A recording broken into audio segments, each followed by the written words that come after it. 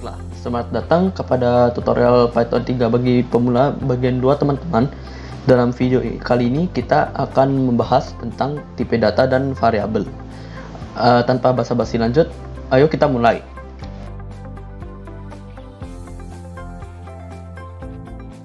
Nah, apakah itu variabel? Variabel itu anggap saja sebuah keranjang yang dapat diisikan dengan berbagai barang-barang, yaitu data yang anggap saja. Nah, jika Python itu bukan bahasa pemrograman pertama kalian, di Python ini kita tidak perlu langsung mendefinisikan tipe data variabelnya dulu ya. Tidak usah dilakukan duluan seperti bahasa pemrograman yang lain. Nah,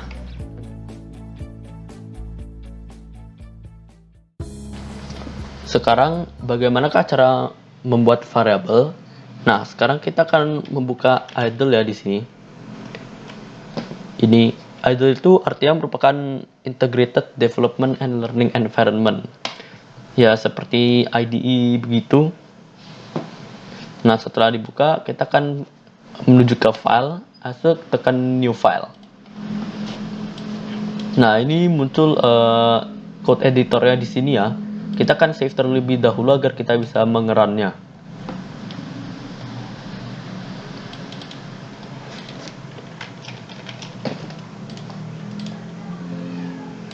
Ya nggak apa-apa di replace. Nah, mari kita mencoba untuk membuat variabel seperti ini.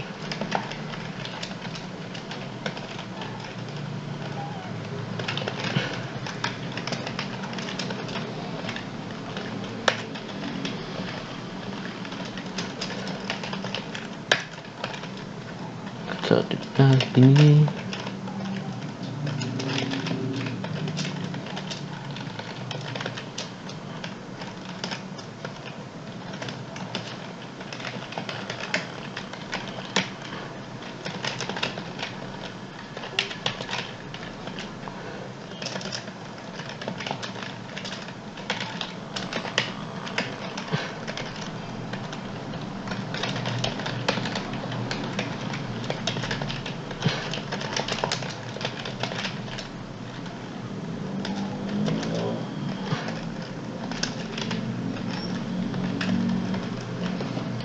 Nah, seperti ini ya. Bisa dilihat di sini itu merupakan nama dari variabel-variabelnya. Di sini merupakan data-data isinya. Nah, bisa dilihat dari data-data di sini kelihatannya berbeda ya. Nanti kita akan bahas tentang apa itu. Ini merupakan string, ini merupakan integer, ini merupakan boolean ya. Nah, sayang sekali karena kita tidak bisa menggabungkan string dengan tipe data lain untuk di print ya. Kita akan membuat kedua ini menjadi string. Kita akan coba untuk mengerunnya. Ya, kita save dulu. Nah, seperti ini. Ini kalau saya tidak menambahkan ini tanda kutip 2-nya, mereka kan menjadi tipe data mereka sendiri. Nah, seperti tadi saya jelaskan, ini merupakan integer dan ini merupakan boolean. Tetapi kalau kita tambahkan tanda kutip di antara mereka, mereka pun menjadi string. Nanti kita akan membahas tentang ini lanjutnya. Nah, sekarang kita akan mencoba untuk mencari tahu bagaimanakah cara kita untuk memeriksa tipe data dan apa sajakah tipe data yang ada. Nah, di dalam Python ini ada 4 kategori tipe data. Yang pertama itu tipe data angka atau numerik, habis itu tipe data teks, kemudian tipe data boolean, dan tipe data koleksi. Untuk mencari tipe data, kita kembali dulu ke idle-nya kita buka shell-nya ya. Nah, kita akan coba untuk mendefinisikan variabel kita sendiri. Variabel dengan 14 misalnya. Nah, untuk mencari tahu tipe datanya tersebut, kita menggunakan fungsi type ya. Nah, di sini dibilang class int. Ini berarti integer. Nah, integer itu merupakan tipe data bilangan bulat. Setiap data yang memiliki bilangan bulat akan diklasifikasi sebagai integer. Contohnya seperti ini, 164, 512. Mereka ketiga ini merupakan bilangan bulat ya. Nah, kita akan coba untuk kembali lagi ke sini.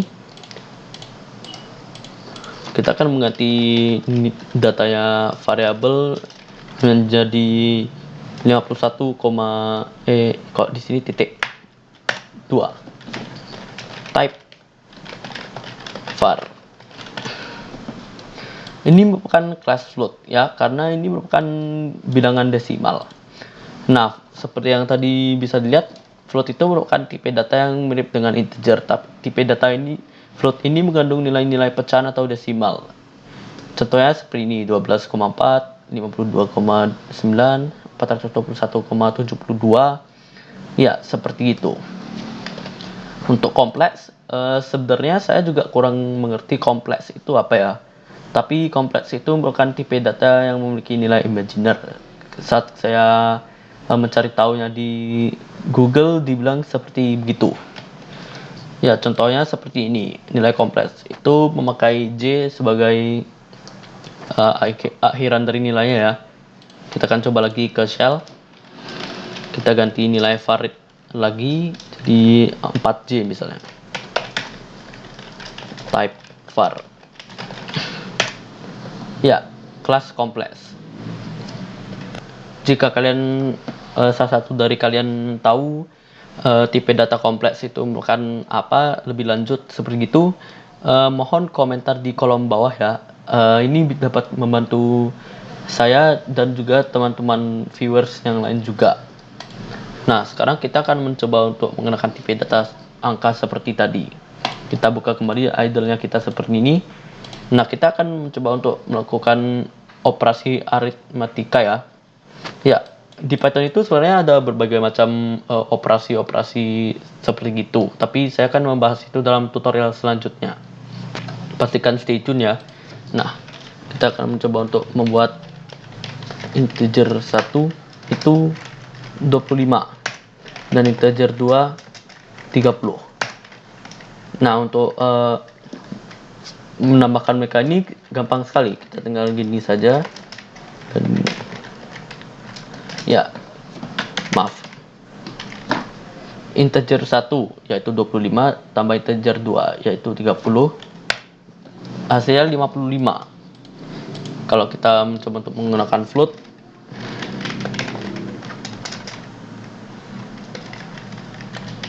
float 2, float 1 tambah float 2. Nah, seperti ini ya. Kalau float itu akan muncul tanda desimalnya di sini ya, karena float ya merupakan float. Kalau ini integer kan merupakan bilangan bulat seperti yang saya bilang tadi. Ini merupakan tipe data integer. Nah, ini karena ini bukan tipe data float, makanya ada desimal koma nolnya di sini. Kalau tipe data integer, ini akan muncul 6-nya saja. Nah, seperti itu.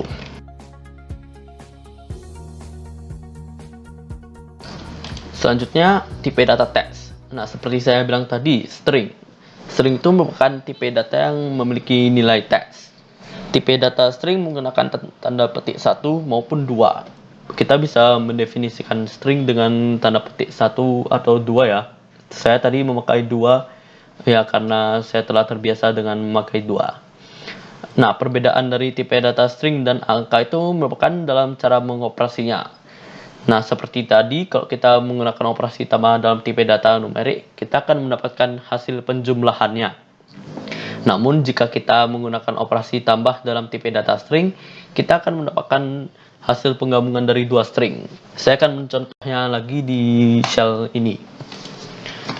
Nah, integer 1 kita akan mencoba. Maaf, ini ya. 30 ya misalnya. Sekarang integer 2 50. Nah, karena kedua ini integer, kita lihat ini kalau kita tambahkan menjadi 80 ya. Tapi kalau kita membuat keduanya menjadi string, seperti tadi yang saya bilang, kita mendefinisikan string dengan tanda kutip 2 atau 1 ya. Ini sebagai contoh. Ya, kedua ini telah menjadi string. Bisa dilihat ini malah menjadi 3050 ya. Karena ini merupakan string. Bisa lihat di sini juga ada tanda kutipnya juga.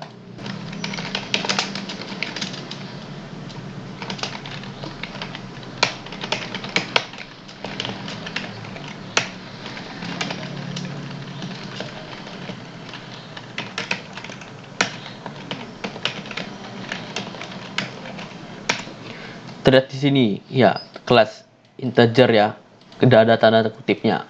Dan di sini ada tanda kutipnya kelas string.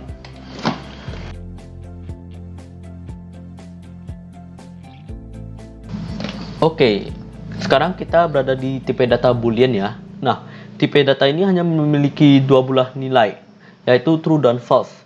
Meskipun terlihat sangat simpel, tetapi tipe data ini sangatlah berguna.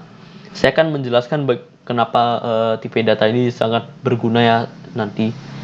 Pastikan huruf pertama dari true dan false dikapitalisasi seperti ini ya, agar tidak dikira variabel oleh program. Ini merupakan contoh pembuatan boolean yang benar. Bisa dilihat di sini T dan F-nya terkapitalisasi. Nah, ini merupakan contoh pembuatan boolean yang salah. Ini tidak diterkapitalisasi. Nanti Python akan mengira kita mengassign variabel true di dalam variabel a ini ya. Tetapi karena variabel true-nya ini tidak terdefinisi terlebih dahulu, nanti akan memunculkan error. Nah, seperti yang saya bilang tadi, tipe data ini sangatlah berguna. Saya akan mencontohkannya sekarang. Kita akan memakai function if ya terlebih dahulu. Di tutorial selanjutnya lagi, saya akan membahas tentang if, for, while, loop seperti gitulah.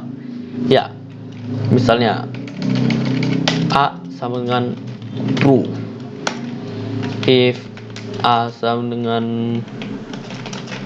true, print benar. Kita save dulu, run.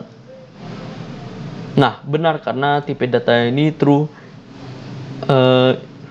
Ya, tipe data boolean ini bisa dipakai untuk memilih decision ya, kayak memilih keputusan itu untuk program seperti itu. Ya, sangatlah penting.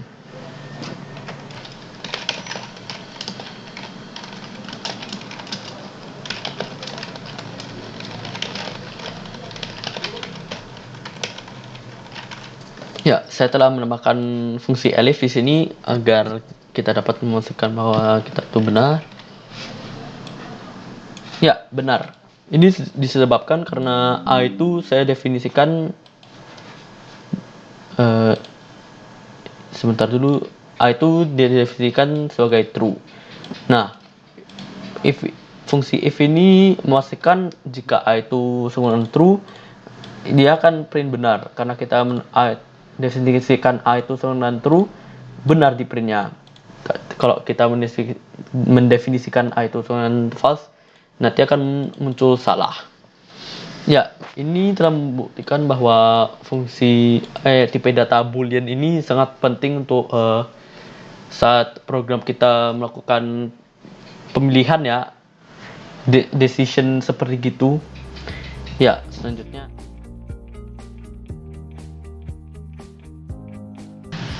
tipe data koleksi. Nah, apa itu tipe data koleksi? Tipe data koleksi merupakan tipe data yang digunakan untuk menyimpan kumpulan data dalam tipe data koleksi tersebut. Nah, anggap saja tipe data koleksi itu Tupperware yang berada di dalam keranjang itu. Nah, Tupperware-nya itu tetapi juga termasuk data. Nah, karena datanya itu bertipe koleksi, ya seperti Tupperware begini, kita dapat menyimpan data lagi di dalamnya. Ya, ada beberapa jenis tipe data, yaitu list, tuple, set, dan dictionary. Nah, mari kita membahas tentang list dulu. List merupakan tipe data koleksi yang dapat diubah dan terurut. Kita dapat membuat list dengan tanda kurung siku seperti ini, dan ini merupakan contoh pembuatan list ya, seperti ini. Nah, sekarang kita masuk ke dalam tuple. Sangat mirip dengan list, perbedaannya itu nilai-nilainya tidak dapat diubah. Nilai-nilainya tetap terurut seperti list. Kita dapat membuat tuple dengan cara menggunakan tanda kurung atau tidak menggunakan tanda apapun. Seperti begini ya. Ini menggunakan tanda kurung dan ini tidak menggunakan tanda kurung. Nah, ayo kita mencoba untuk membuat list dan tuple ya. Saya akan memberikan contoh. Kita akan ke IDE lagi. Ini dia. Kita akan membuat list di sini. List 1. Misalnya halo. Contohnya itu 54 dan juga true. Seperti contoh yang di sini ya, mirip. Dan kita akan membuat tuple juga dengan kedua contoh juga. 1 44 high dan false. Nah, seperti saya bilang tadi juga, tuple bisa dibuat tanpa menggunakan tanda apapun juga. True dan true juga. Nah, seperti ini. Kita sekarang save dan run. Nah, kalau kita memprint list 1, variabel list 1 ini akan muncul seperti gini. Kan kalau kita menggunakan type di sini. Nah, class list. Ya, bisa dilihat ini merupakan tipe data list ya. Tapi sekarang kita akan mencoba menggunakan yang tuple. Print tuple 1. Nah, bisa dilihat di sini ini tanda kurung biasa ya, bukan tanda kurung siku. Karena ini merupakan tuple, kelas tuple ya, bisa dilihat di sini. Yang ini juga. Ya, tuple.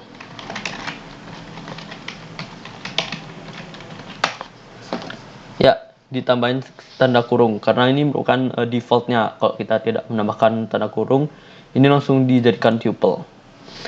Nah, selanjutnya set. Nah, set itu mirip ya seperti list dan tuple, tapi ada beberapa ketentuan, yaitu tiap nilai di dalam suatu set harus unik, tidak boleh ada duplikat. Sama seperti tuple, nilai di dalam set tidak dapat diubah, dan nilai-nilai di suatu set tidaklah terurut. Kita dapat membuat set menggunakan tanda kurung kurawal seperti gini. Contoh pembuatannya seperti ini ya. Nah, saya akan mencontohkan, memvisualisasikan maksudnya dari ketentuan-ketentuan ini. Nah, ayo kita kembali ke idle-nya kita di sini. Ya, kita akan mencoba untuk membuat set ya. Set 1 dengan misalnya 52, 23, test, dan true. Kita akan membuat set 1 lagi sebagai contoh untuk tidak boleh ada duplikat. Nah, ini 23 ya, dan halo.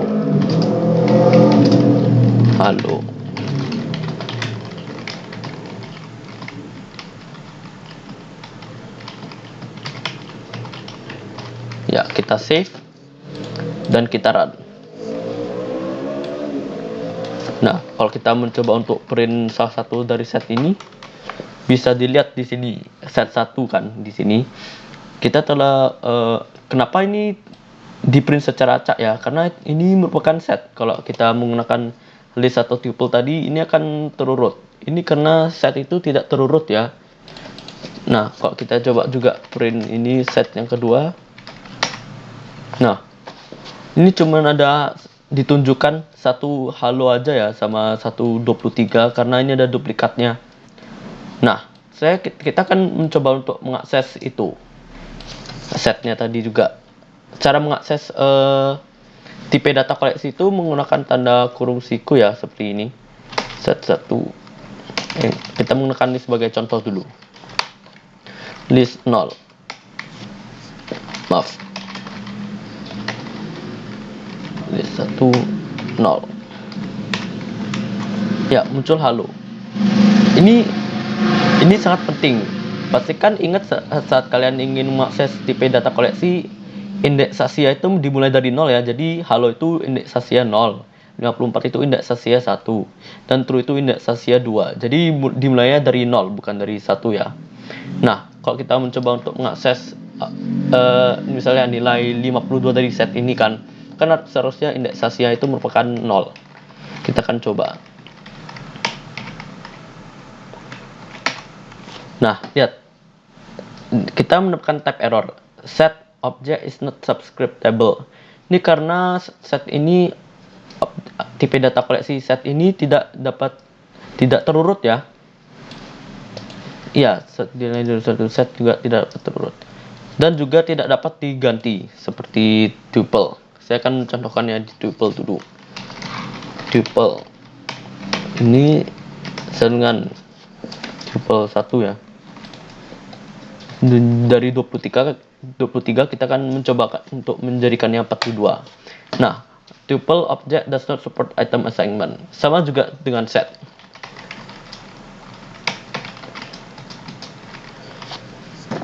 Ya, karena indeks saya juga nggak ada. Jadi ini ya. Ya, kan bisa lihat di sini. Nah, seperti begitulah. Nah, sekarang yang terakhir dictionary. Dictionary itu merupakan tipe data koleksi yang menyimpan suatu nilai dengan definisi, yaitu ya key dan value seperti itu. Nah, key itu merupakan nama dari salah satu atribut dalam dictionary, dan value itu merupakan definisi dari atribut tersebut. Nah, jangan sampai kebingungan karena dictionary ini juga memakai tanda kurung kurawal untuk mengasainnya ya. Tetapi strukturnya beda. Bisa dilihat dari contoh berikut. Lihat, ini key-nya dan ini value. Nah, di dictionary ini kita dapat mengakses value ini dengan memasukkan key-nya. Nah, di dictionary ini memiliki beberapa sifat yang mirip dengan tipe data koleksi yang lain, yaitu bersifatnya tidak terurut seperti set, nilai-nilainya dapat diubah seperti list, dan bersifat unik. Tidak boleh ada duplikat seperti set. Nah, kita akan mencoba untuk membuat dictionary ya sekarang. Mari kita balik ke idle-nya kita. Bukan yang ini ya. Nah, kita akan mencoba untuk membuat dictionary sekarang. Memakai tanda kurung kurawal. Saya seperti contoh tadi, key. Dan ini ya value-nya ini. Value juga. Dan nama saya. Nama. Value-nya itu JJ. Dan umur 14. Ya, seperti gini. Bisa kita dapat memasukkan berbagai jenis itu ya, tipe data yang lain ke dalam semua ini tipe data koleksi seperti saya katakan tadi. Nah, kita akan save dan mencoba untuk run ya.